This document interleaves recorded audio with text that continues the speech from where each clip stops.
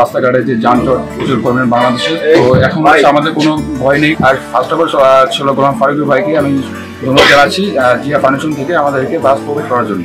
আজকে খুব আনন্দ লাগতেছে যে আমাদের যাতায়াতের যানবাহনের যে একটা সমস্যা ছিল আমাদের, এই সমস্যাটা আমাদের খুব উঠতে হয়েছে এবং আমাদের পরিবার থেকে দুশ্চিন্তা করবে না। আমাদের যে যাতায়াত একটা সবচেয়ে বড় ধরনের ক্রিয়া করছে, আবার আমাদের এখান থেকে নিয়ে যাবে আবার নিয়ে আসবে। স্যার আমাদের কথা অনেক ভাবলো, চিন্তা করলো, চিন্তা করে বাসটা দিয়েছে। আমরা খুব খুশি। আমাদের ফ্যামিলি হয়তো ব্যস্ত আছে, যার কারণে আসতে পারে নাই। শিক্ষকরা আছে, আমাদের কোনো সমস্যা হবে না, সেফটিভাবে আমরা চাইতে পারবো, নির্দিষ্ট টাইমে আমরা পরীক্ষা দিতে পারবো। তিনি আমাদের অভিভাবকের মতো অনেক কেয়ার করতেছেন। Thank you. একটা নিশ্চিন্তভাবে মানসিক প্রশান্তি নিয়ে সে পরীক্ষার হলে যেতে পারবে।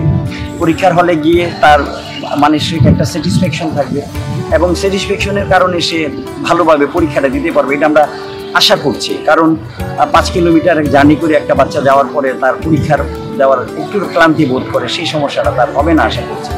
তো যেহেতু উদ্যোগটা নিয়েছে, বিগত সরকারের সময় এই উদ্যোগগুলো কখনই ছিল না, বা বিগত সময়ে আমরা এই উদ্যোগটা দেখিনি কলেজের শিক্ষক হিসেবে।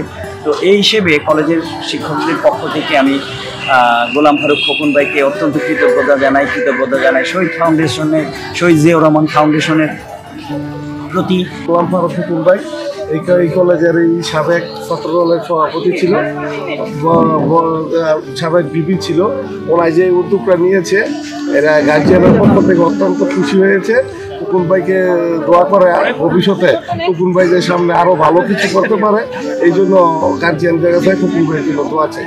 জিয়া মেমোরিয়াল ফাউন্ডেশন চেয়ারম্যান জনাব গোলাম ফারুক খোকন ভাইয়ের সার্বিক প্রচেষ্টা এবং আমাদের সবার সহযোগিতা আমরা যে ছাত্রছাত্রীদের জন্য সুশৃঙ্খলভাবে তাদের যাতায়াতের ব্যবস্থা করা হয়েছে, তাদের জন্য আমি যুবদলের পক্ষ থেকে Zia Memorial foundation chairman Golam Faruk Khokon ভাইকে ধন্যবাদ জানাই। বিসমিল্লাহির রহমানির রহিম। সরকারি মুরাপাড়া বিশ্ববিদ্যালয় কলেজের এসএসসি পরীক্ষার্থীদের দীর্ঘদিনের একটা সমস্যা ছিল, যেটা ওদের দাবি ছিল যে যাতায়াত সমস্যা। পরীক্ষার্থীদের নিজস্ব কোনো যানবাহন না থাকার কারণে রাস্তাঘাটে চলাচলের যে প্রবলেমটা ছিল কেন্দ্রে যাওয়া, এটা দীর্ঘদিনের একটা দাবি ছিল তাদের। তো ইনশাল্লাহ জিয়া মেমোরিয়াল ফাউন্ডেশনের পক্ষ থেকে আমরা তাদের যাতায়াতের জন্য 3টি বাসের ব্যবস্থা করেছি।